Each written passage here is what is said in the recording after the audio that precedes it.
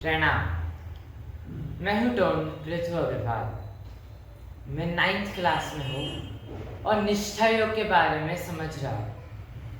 आजकल एक बात बहुत सुनने में आ रही है कि टाइम बहुत खराब चल रहा है।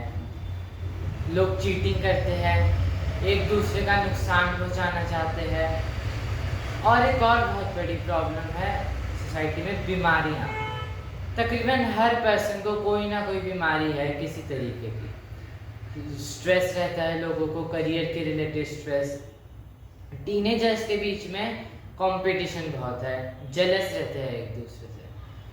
तो जब इसका सॉल्यूशन मैं समझता हूँ तो मेरे को एक शब्द समझा मैंने, निष्ठा योग, जिसकी जानकारी मैंने कृष्णेश मंदिर अंबाला से ली। तो मैंने ये समझा कि निष्ठा योग एक प्रोसीजर है। निष्ठा योग क्या है उसको समझने के लिए पहले एक शब्द है निष्ठा, हमें उसको समझना होगा। निष्ठा यानी सिंसियरिटी। अब ऑनेस्टी के बारे में तो बहुत बात होती है, लेकिन सिंसियरिटी के बारे में कहीं बात नहीं। इसका एग्जाम्पल हमें महाभारत से मिलता है कि भीष्म पितामह, जो कि अपने परिवार में सबसे बड़े थे, उन्होंने कहा कि मैं अपनी निष्ठा गद्दी के प्रति समर्पित करता हूँ। मेरी निष्ठा गद्दी के प्रति जागृत कर रहा हूँ मैं, जो हस्तिनापुर की गद्दी थी। तो उसका परिणाम क्या आया? गद्दी पे कोई भी बैठा है, सही या गलत, वो कुछ नहीं कर सकते थे। क्योंकि उनकी निष्ठा गद्दी के प्रति थी, जिसका परिणाम आया द्रौपदी का चीरहरण हुआ, भाइयों के बीच में ही लड़ाई हुई। ऐसे एग्जाम्पल से हमें दिखता है। तो सिंसेरिटी यानी किसी भी काम को पूरी लगन से, पूरी श्रद्धा से करना, अपना 100% इनपुट देके उस काम को करना। अब सिंसेरिटी जागृत होनी चाहिए किसके प्रति? सिंसियरिटी किसी चीज़ के प्रति जागृत हो, किसी काम के प्रति जागृत हो, किसी इंसान के प्रति भी जागृत हो सकती है, किसी अपने प्रति भी जागृत हो सकती है। इसका क्या अर्थ है? तो जैसे सिंसियरिटी चीज़ के प्रति, जो हमने अभी समझा कि भीष्म पितामह की सिंसियरिटी गद्दी के प्रति थी, तो उस सिंसियरिटी चीज़ के प्रति भी हो सकती है। सिंसियरिटी किसी अपने प्रति भी हो सकती है, किसी के प्रति हो सकती है।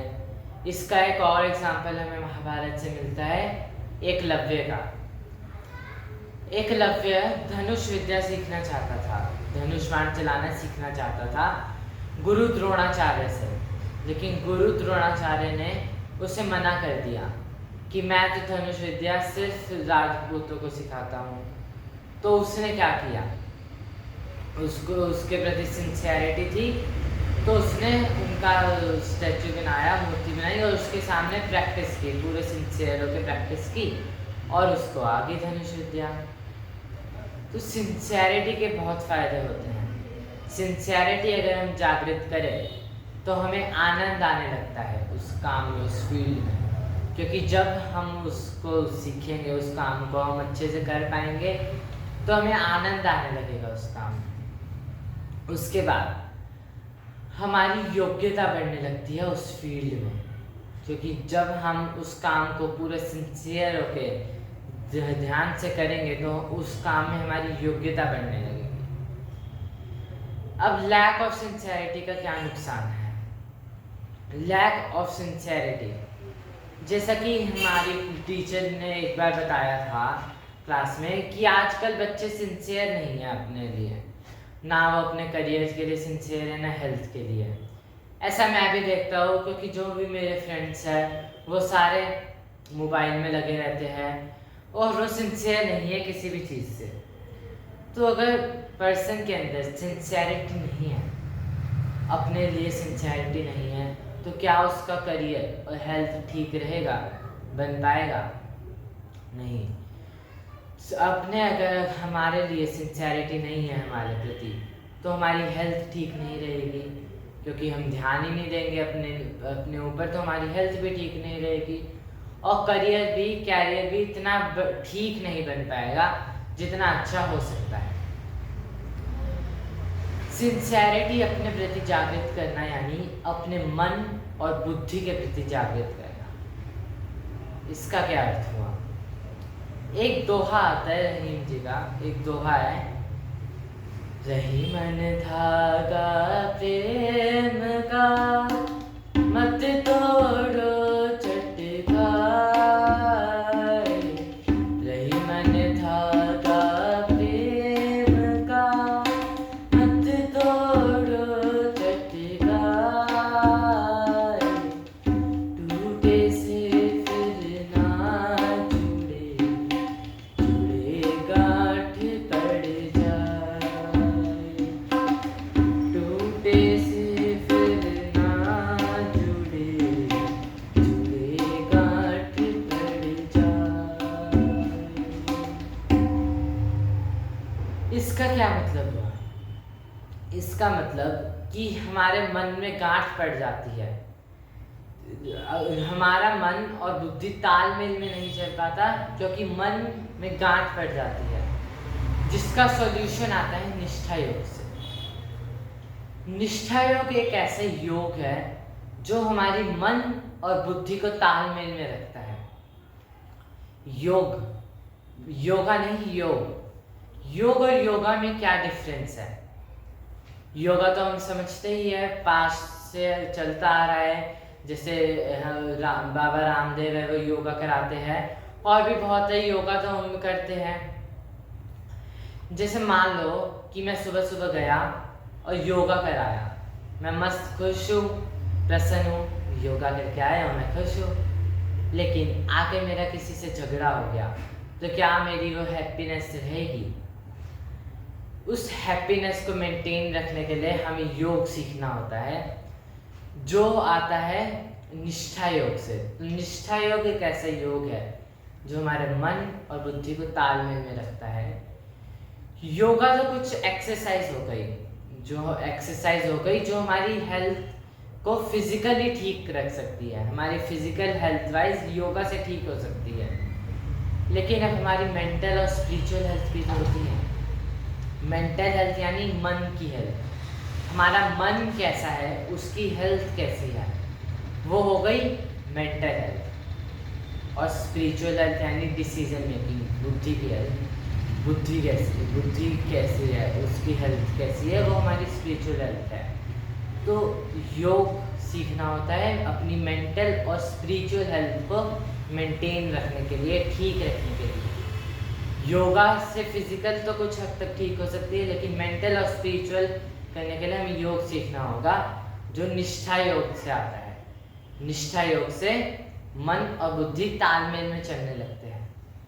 अब इसका क्या मतलब हुआ? मन और बुद्धि का क्या रोल है?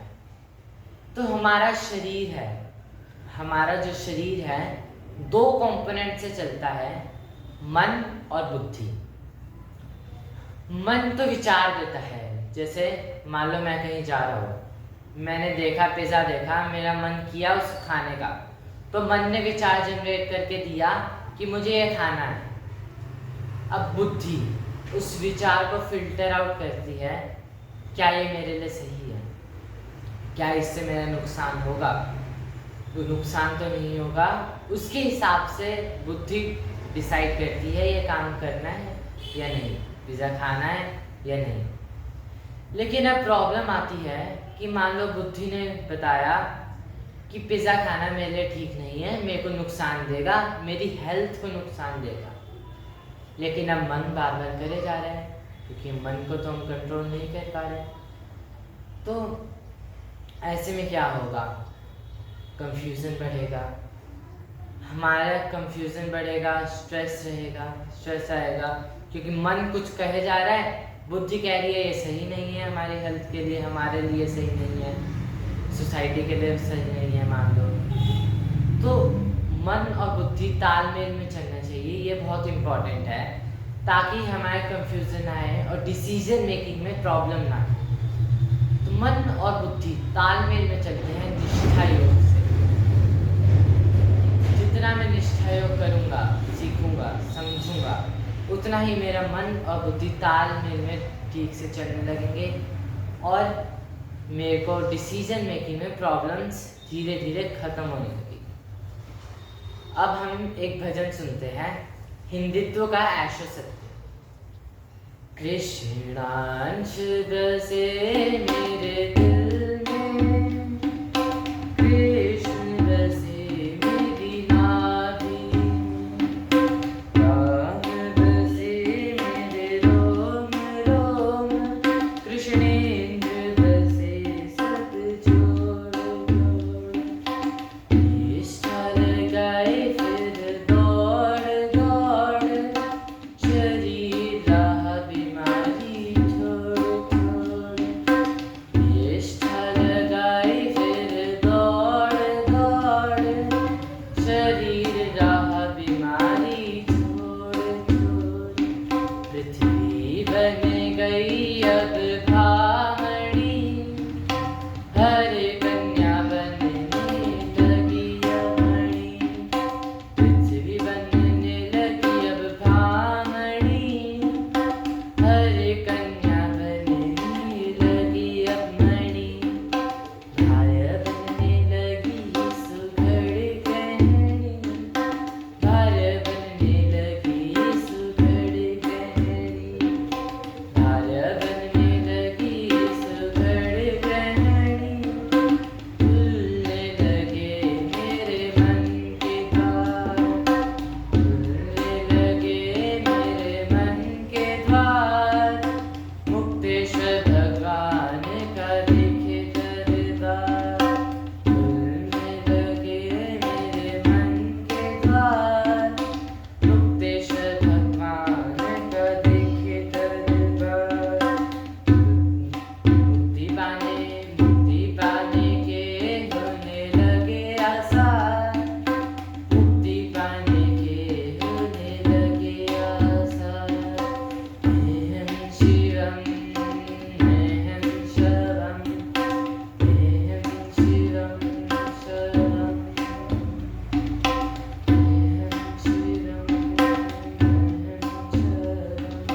मेहं शिवम मेहं शिवम शवम, मेहं शिवम मेहं शवम, मेहं शिवम शवम। अगर हमारा मन और बुद्धि तालमेल में है तो जो एनर्जी जनरेट होती है अब वो वेस्ट नहीं होगी। अब जो भी काम होता है उसके लिए हमें एनर्जी चाहिए होती है, बिना एनर्जी के कोई भी काम नहीं हो सकता। तो हमारा मन डिस्टर्ब अगर होता है तो वो उस एनर्जी को वेस्ट कर देता है। उस एनर्जी को वेस्ट करता है तो क्या होगा, हम जो काम करना चाहते हैं वो हो ही नहीं पाएगा, क्योंकि हमारे अंदर उस काम को करने का स्टेमिना ही नहीं बचेगा। अब मान लो मेरे को कोई काम करना आता है, मुझे वो करना आता है, मेरी एलिजिबिलिटी भी है उसको करने की, मेरी एबिलिटी भी है उसको करने की, मेरे को आता भी है वो काम, मैं आराम से उसको कर सकता हूँ।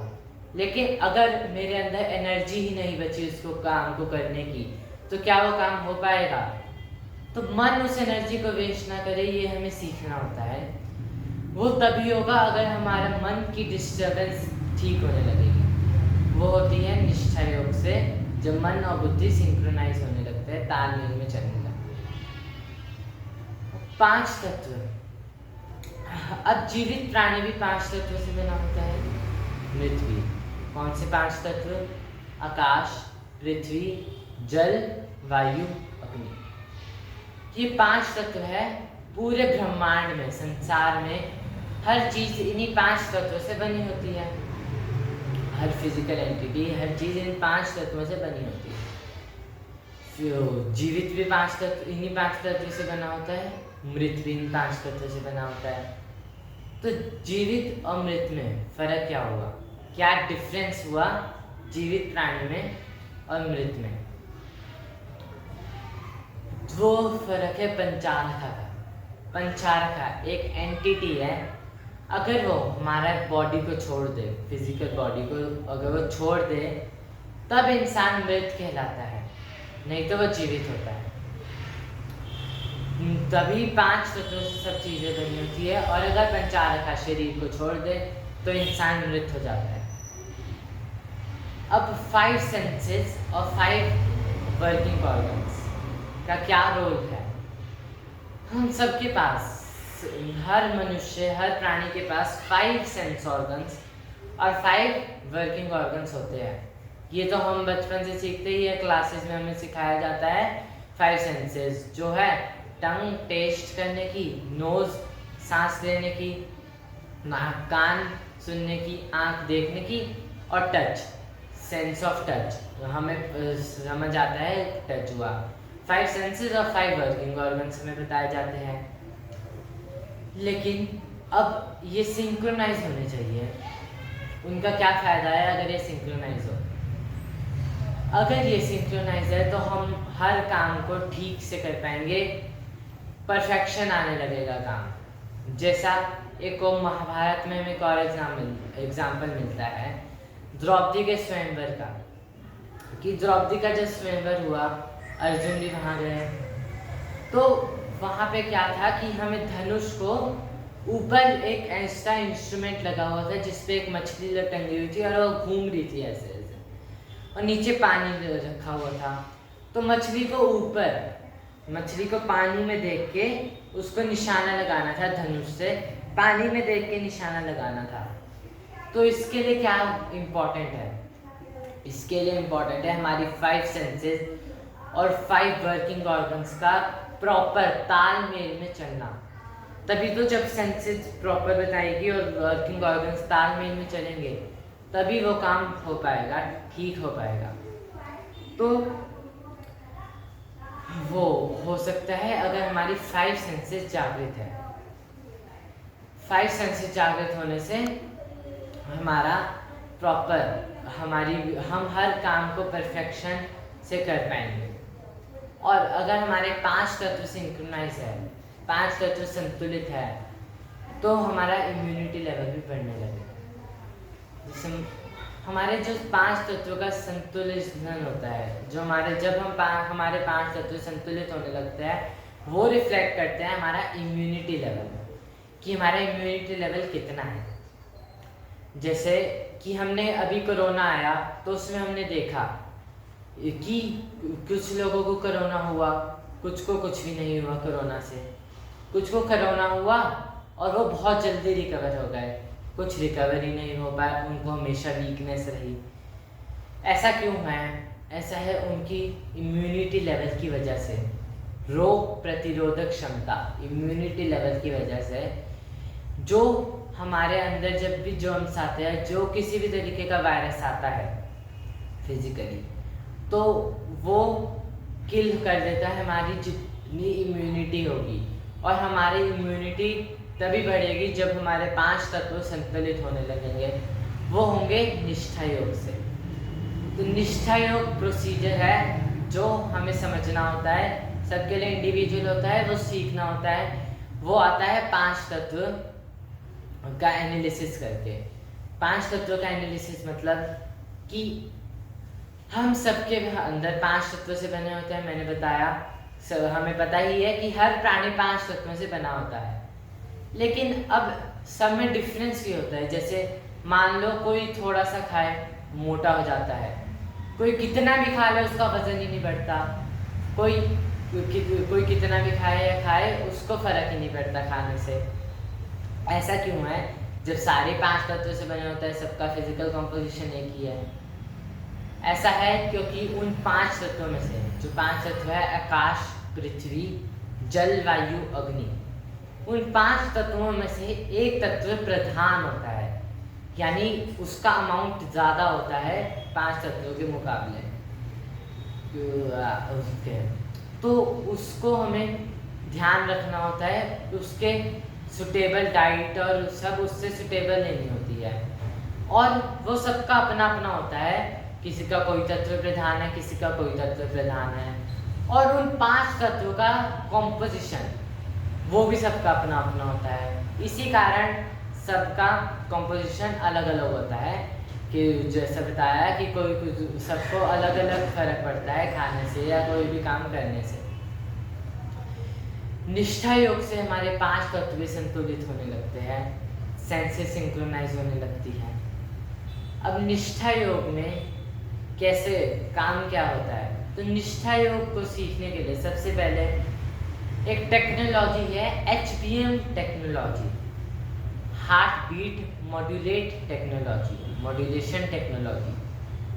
हम अपनी ब्रीदिंग को तो कंट्रोल कर सकते हैं, लेकिन हमारी हार्ट बीट, मतलब हम सबके पास हार्ट बीट होती है, जो हमारा हार्ट बीट होता है, हार्ट बीट को हम कंट्रोल नहीं कर सकते। और हार्ट बीट की डिस्टर्बेंस से ही कंफ्यूजन, गुस्सा और ऐसी मेंटली प्रॉब्लम्स आती है। तो जब तक हमारी हार्ट बीट में डिस्टर्बेंस है, ब्लॉकेजेस है, तब तक हमारे अंदर डिस्टर्बेंस रहेगी। तो निष्ठा योग में कुछ पोएम्स बताई जाती है, जैसा पोएम्स होती है जिनको गाने से पोएम्स की वाइब्रेशंस जनरेट होती है। जैसा मैंने भी पोएम गाई जो कृष्णांश बसे मेरे दिल में, ऐसी पोएम से कुछ वाइब्रेशंस जनरेट होती है जो पर्टिकुलर फंक्शन के लिए अलग अलग पोएम्स होती है। वो हमें समझना होता है कि क्या फंक्शन के लिए क्या पोएम है, क्या ठीक करने के लिए क्या पोएम है, वो हमें समझना होता है। तो वो पोएम्स की वाइब्रेशंस हमारे कानों के थ्रू हमारी हार्ट बीट तक जाती है और हार्ट बीट में ब्लॉकेजेस ठीक करती है। और उसके बाद हार्ट बीट से वो उस सेल्स तक जाती है जिनमें इम्प्योरिटी है, उस बॉडी ऑर्गन तक जाती है जिसमें प्रॉब्लम है, और उस बॉडी ऑर्गन की प्रॉब्लम धीरे धीरे ठीक होने लगती है।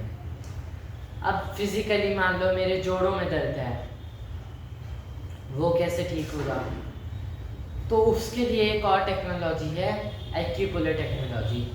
ये टेक्नोलॉजी प्रोफेसर कृष्णांश अश्विनी जी अग्रवाल, जो टाइम साइंटिस्ट के नाम से भी जाने जाते हैं, उन्होंने इन्वेंट की है। तो एक्यूपुलर टेक्नोलॉजी में भी heart beat modulation technology use होती है, जिसमें हम कुछ पोएम गाते हुए अपने जॉइंट्स को उस ऑर्गन जिसमें प्रॉब्लम है उसको नोचते हैं, उसको पुल करते हैं पोएम गाते हुए। तो क्या होता है, वाइब्रेशन जनरेट हुई पोएम से, हमारे हाथों से वो उस पार्ट तक गई, उस ऑर्गन तक गई, और धीरे धीरे उस ऑर्गन की प्रॉब्लम धीरे धीरे ठीक होने लगती है, और हमारी बीमारियां, हमारा दर्द सारा ठीक होने लगता है एक्यूपुलर टेक्नोलॉजी से, HBM टेक्नोलॉजी से, जो सब आती है निष्ठा योग में। निष्ठा योग हमें सीखना ही होता है, एटमोस्ट है। निष्ठा योग के बिना कुछ नहीं हो सकता, बीमारियां ही रहती है। जैसा हम आजकल अपने सारे देखते ही है, सबको कोई ना कोई बीमारी है। उसका इलाज क्या है? कोई दवाइयाँ खा लेते हैं तो ठीक उनको लगता है, लेकिन दवाइयों के भी साइड इफ़ेक्ट्स होते हैं और बीमारी फिर से वापस आती रहती है। तो इसका इलाज है जड़ से इलाज करना, जो आता है निष्ठा योग से। हमें निष्ठा योग सीखना ही होगा, जिसको हम सीख सकते हैं। अब हम शुभ ज्ञानिता गा के आज के इस सेशन को ख़त्म करते हैं। शुभ ज्ञानिता। इतनी शक्ति हमें दे न माता, मन पे विश्वास करना